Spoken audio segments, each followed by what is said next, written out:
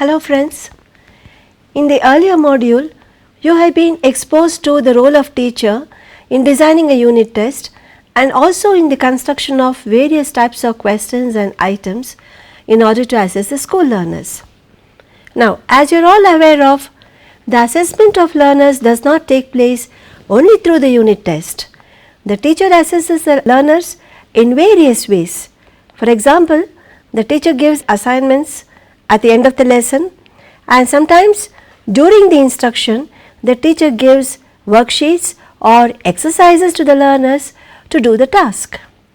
Now, we have also learned that in the constructivist classroom the teacher tends to assign the task to the groups where the learners will explore, investigate or discuss and then finally arrive at the explanations. The student teachers during the internship need to be aware of how to assess the learners in different contexts by using different modes and so on.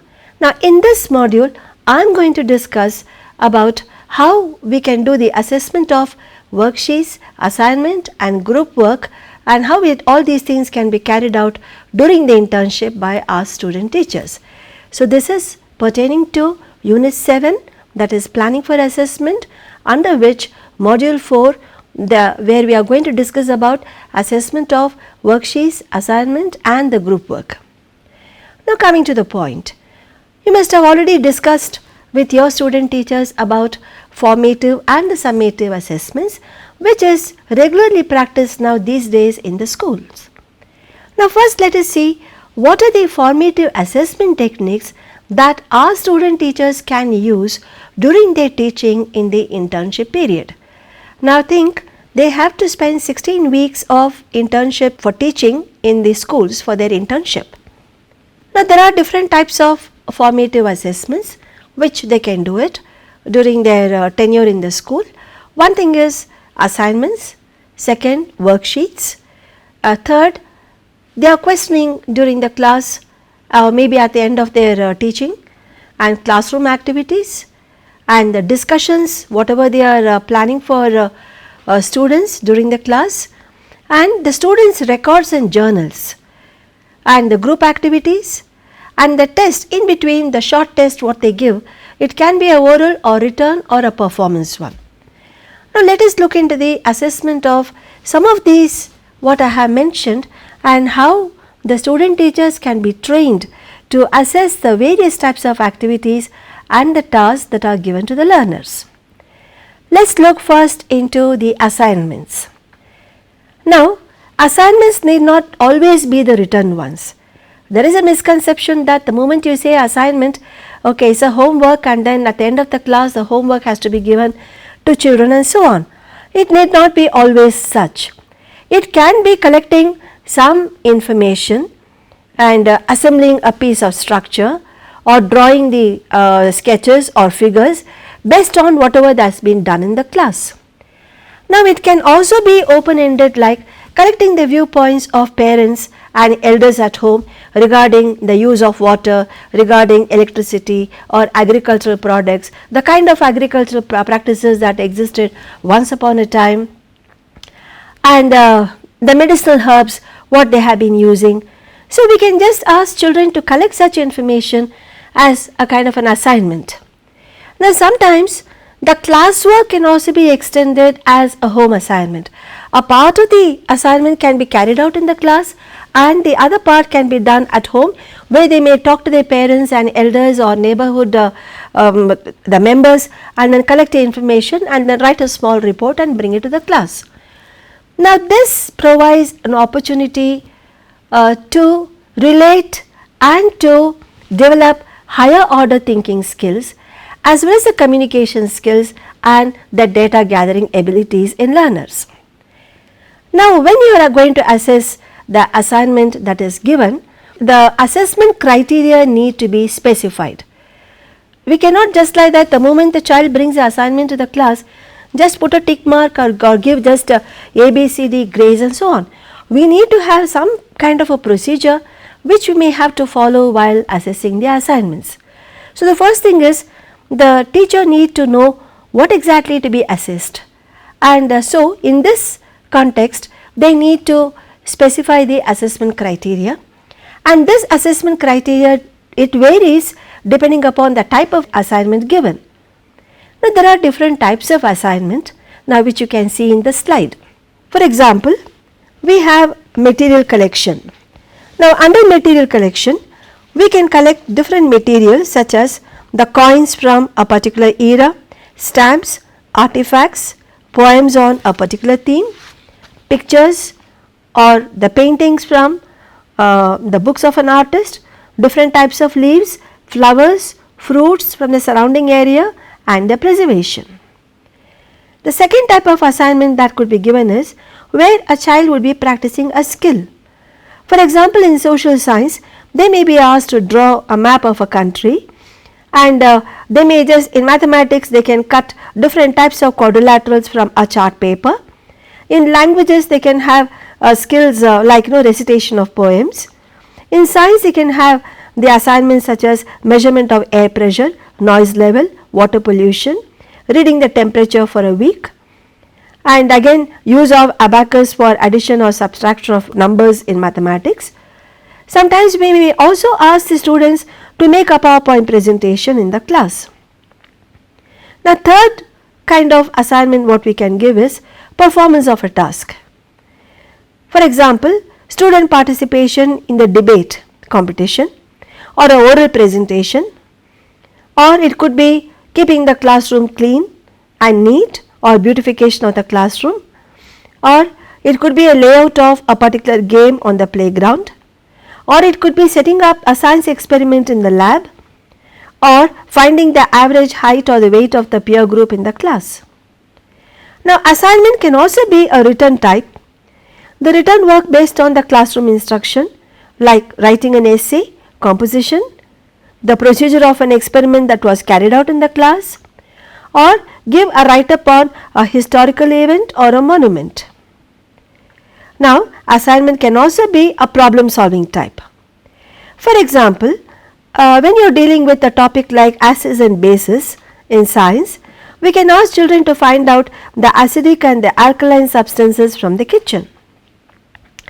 And coming to language, they can just find out the figure of speech in daily newspaper and the most effective advertisement on the TV channel, and finding out the water impurities in the pond. So, these are some of the things that we can do it. A variety of assignments can be given to the learners, but it all depends upon the nature of the content and the learning outcomes expected of the learners. So, based on this, we can just plan how to go about assessing the assignments. How does one assess the assignment? The student teachers can use a tool such as checklist or rating scale as assessing tools and to assess some of the activity oriented assignments. Now, in case of assignments that are based on problem solving, for example in mathematics or some written work in other subject areas which is purely based on the textual content, the teacher can develop the scoring keys that is based on the assessing the type of assignment.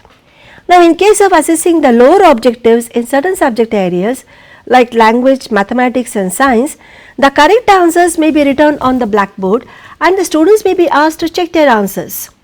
Now, this can be a kind of a self-assessment also.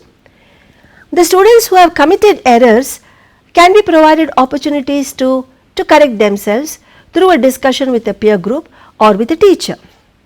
The teacher can also identify the misconceptions or the lack of understanding on part of the learners based on the kind of mistakes or errors committed.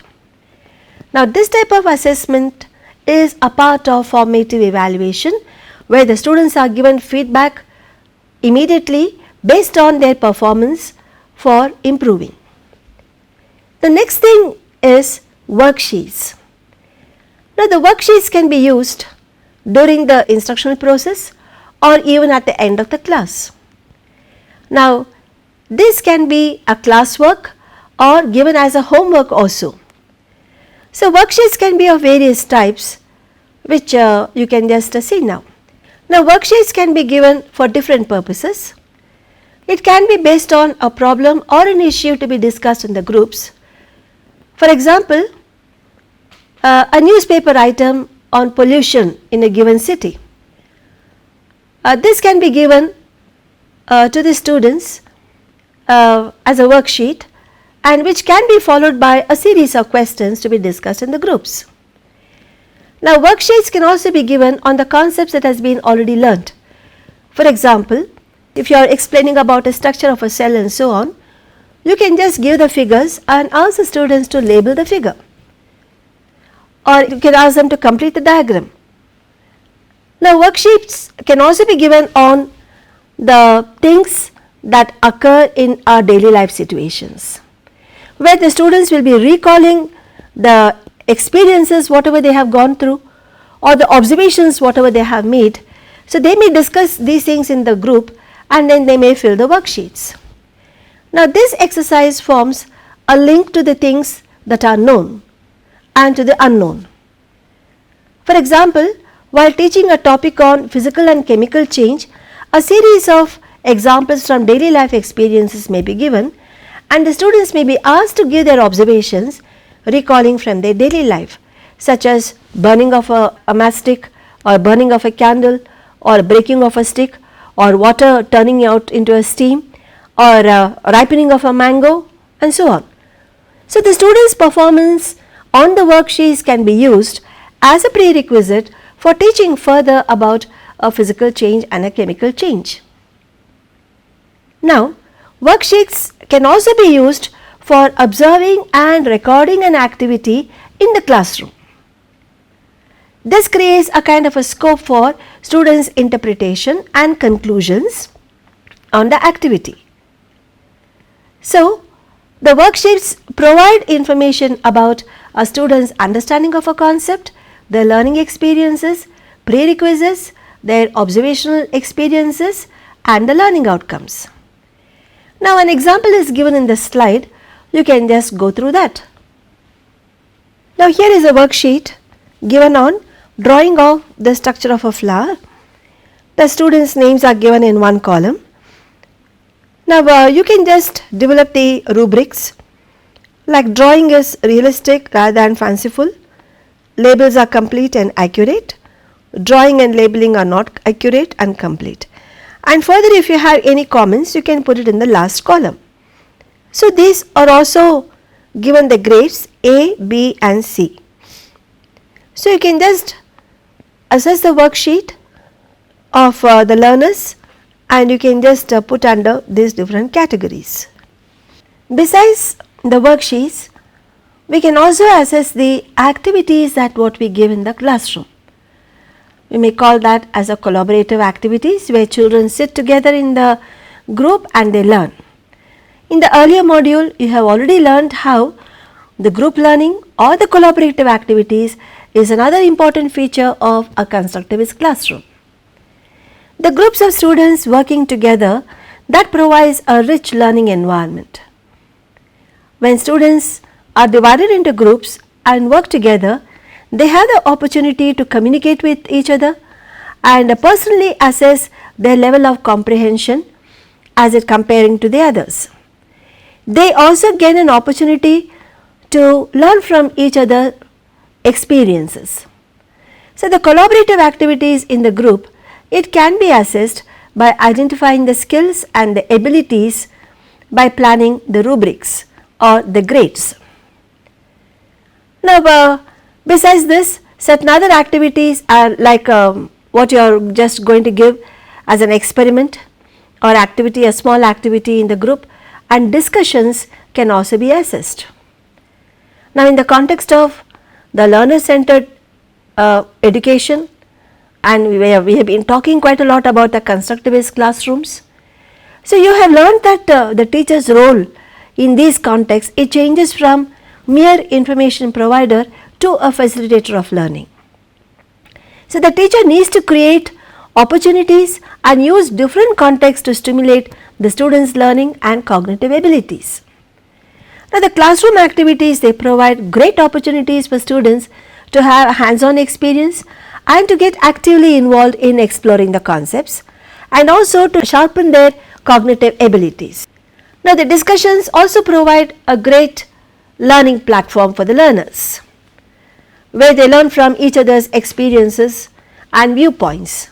So, the teacher needs to put forward certain problems or issues which could be discussed in the groups. Sometimes the discussion may be planned to gather information from each other's experience or the viewpoints. So, through discussions, the students, they understand the various backgrounds of each other and the viewpoints of each other, and they also learn to appreciate the differences. So, besides this, the students also learn certain social skills and communicative skills through discussing with each other. So, you may plan the rubrics or criteria for assessing these things, for assessing the worksheets depending upon the task that is given. For example, learners' reading skills and the writing skills. Spellings can be assessed by connecting them directly in the worksheets. For certain things that involve observations, organization and evidence of thinking, rubrics can be used. So, we can have a rating scale format. For example, a worksheet on drawing of a structure of flower, thus now what I have said, and sometimes example of assessment of worksheets like in science, social science can be given. Now, let us look into the students' records. Now, as and when you are just giving a task or asking children to do the experiment or investigate or have a field experience and so on, you will be asking these students to write down their observations by maintaining a record. So, these students' records can also be assessed because they reveal the progress made by them over a period of time in a particular subject. So, the records can be maintained as a part of the formative assessment. So, this makes it very easy to reflect on the students' progress and to communicate to students about their progress and help the school teachers to communicate about the students' progress in the PTA meetings. Now, what are the other activities that can be assessed as a part of the classroom instruction besides your unit test and so on? One thing is a seminar. Now, these days we also encourage students to make a presentation, like now to have a seminar. It is generally observed that seminar as a learning strategy has been extensively, exclusively practiced in the higher education. But in the recent years, the seminars are also being used in the schools, especially at the secondary and higher secondary levels, where the students make presentations of their projects or assignments or some topics that are allotted to them. So, seminars are highly interactive situations in which the issues are raised or explored, and by doing so, possibly we just come out with the better ideas than the one with which the presenter began. So, the constructive roles in a seminar include asking questions, raising an issue, summarizing and clarification of points, and answering the questions and so on. Now, how do we assess a seminar?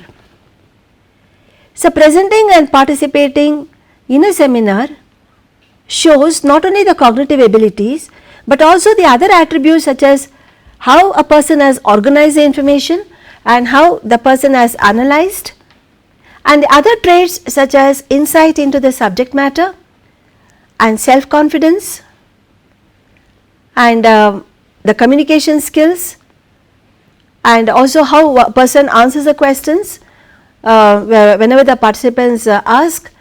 So, these are some of the things that can be assessed. So, a simple rating scale can be designed to assess the seminar activities in the classroom, which you may see in the slide. As you may see in the slide, there are criteria specified.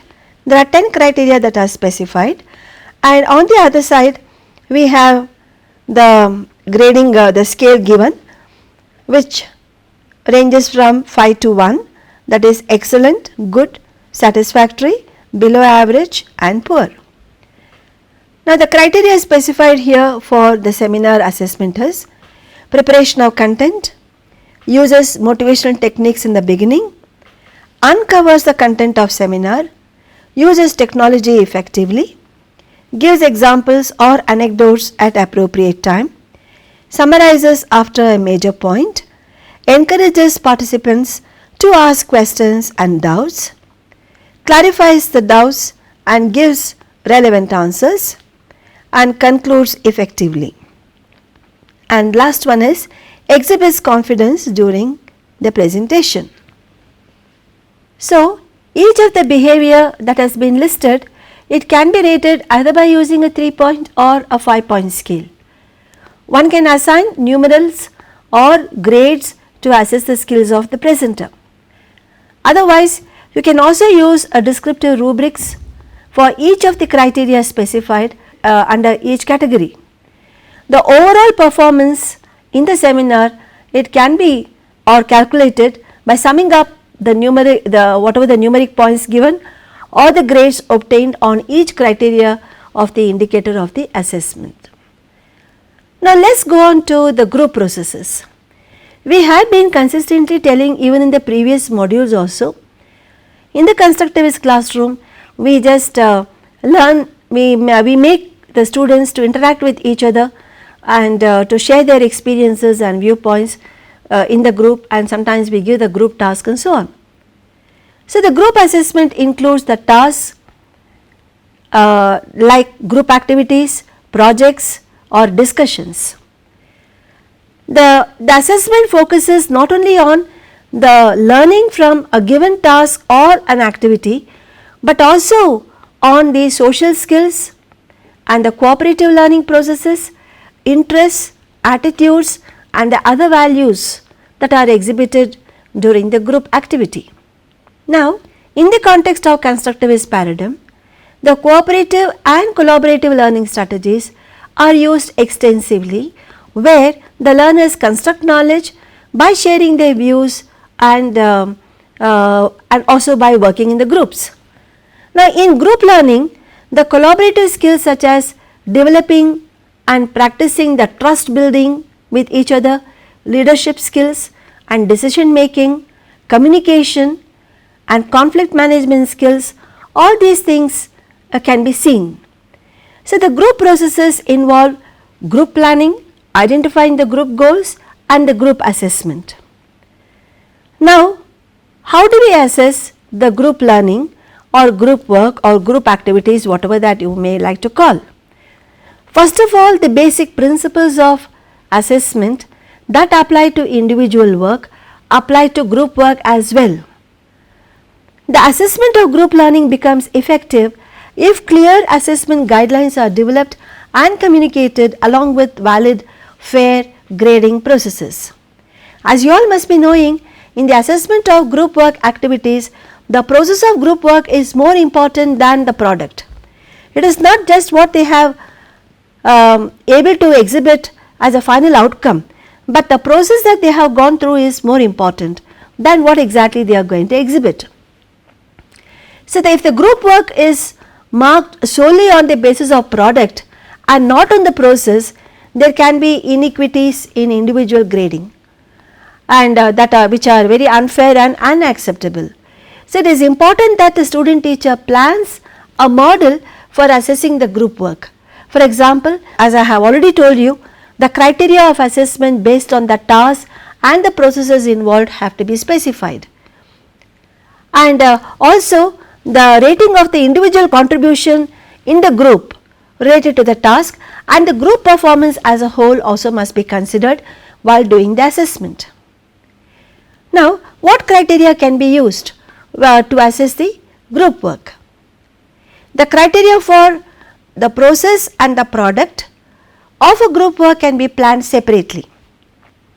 For example, the criteria for process as appropriate to the subject and the group group work objectives may include, which you may see in the slide, regular attendance to the group work, equal contribution of the individual to the group work, evidence of a cooperative behavior, time management and task management, application of creative problem solving, use of the range of working methods, appropriate level of engagement with task, development of required skills, evidence of capacity to listen, sustenance of interest and enthusiasm, and a responsiveness to feedback and criticism. Now, the inquiry at the group level may include the potential questions such as, did everyone in the group participate? Did the group do the work successfully? Did an individual dominate the group? Or who stayed back without doing any work?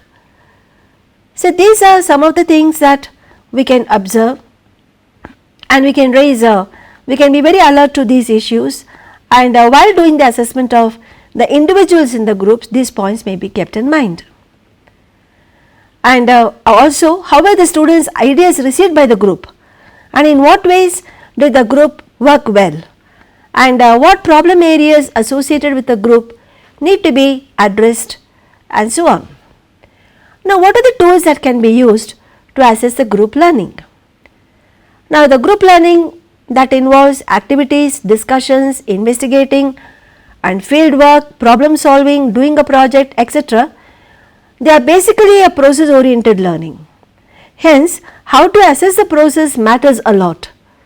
The variety of tools and techniques that can be used to assess the group learning is given in this slide, which you may see.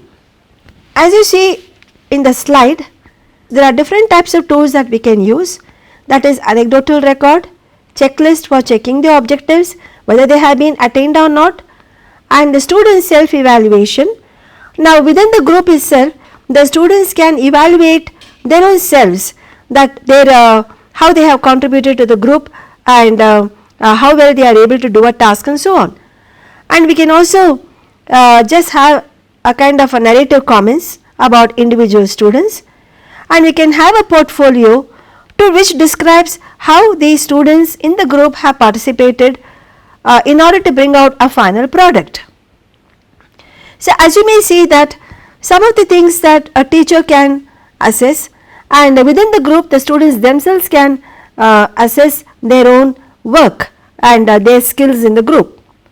Now, coming to the social skills, we can again assess by using a checklist how the student has been contributing, how student has been respecting others' views, and showing the level of adjustment, and checking one's social skills. And we can have a narrative comments about the group's the progress and the work habits. And we can also have a tool for where the groups can assess their own product.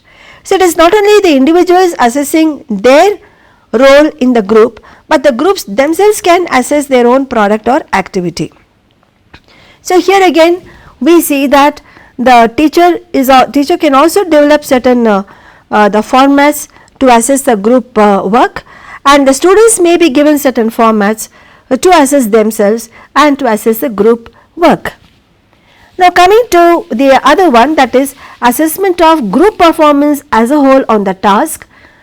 Now, here again we have the tools and we have the purpose, and we can use the portfolio which can assess the final product of the work that is being done in the group.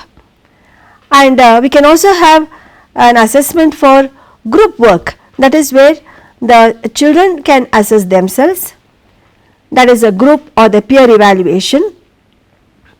And in class peer evaluation we can have after they have finished the work, where one in the group can make a presentation within the group. So, that also can be evaluated by the members of the group. And coming to the social skills, how the members have been working together. So, the groups can assess each one of their social skills, and the team assessment can be made.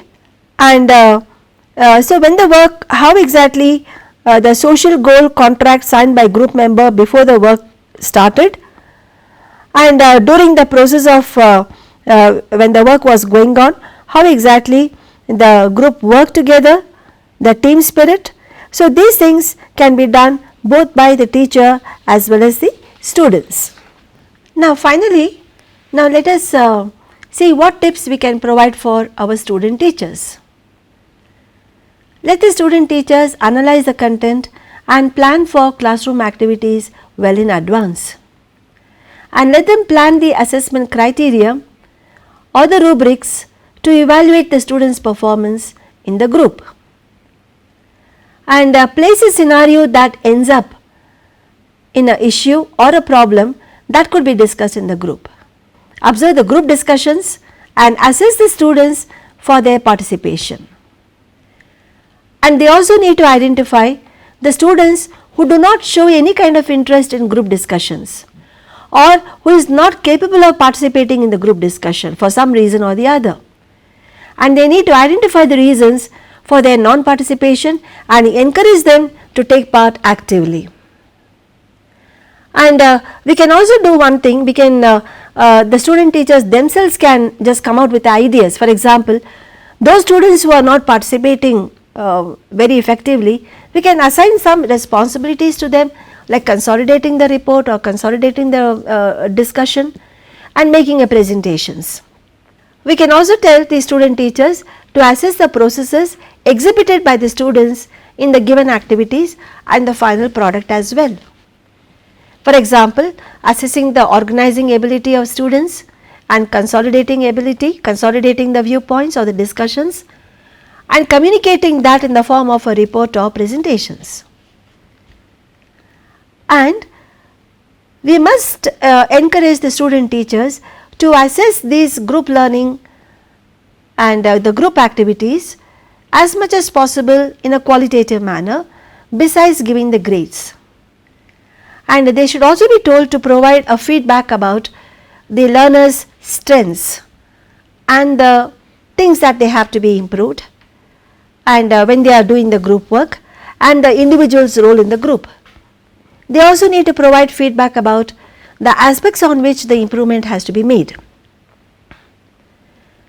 Now friends, to conclude, in this tutorial session, I have explained to you as to how to assess the assignment, worksheet and group work of students, as well as how we can use the simple tools and then we can assess and so on. You may use the sample tools that are given here in training your student teachers before they go for internship to schools, where they are expected to teach and function almost like a regular teacher for a period of 16 weeks. Now it is not a strict thing, that is not a rigid thing that what they have to use only the tools that have been presented here. We should encourage the student teachers to come out to design their own tools just like the sample that is being provided here. So let us meet again. I hope that this session has helped you, at least has given some kind of a tips how to train your student teachers in assessing the various other activities that go on in the classroom. We shall meet again. Thank you.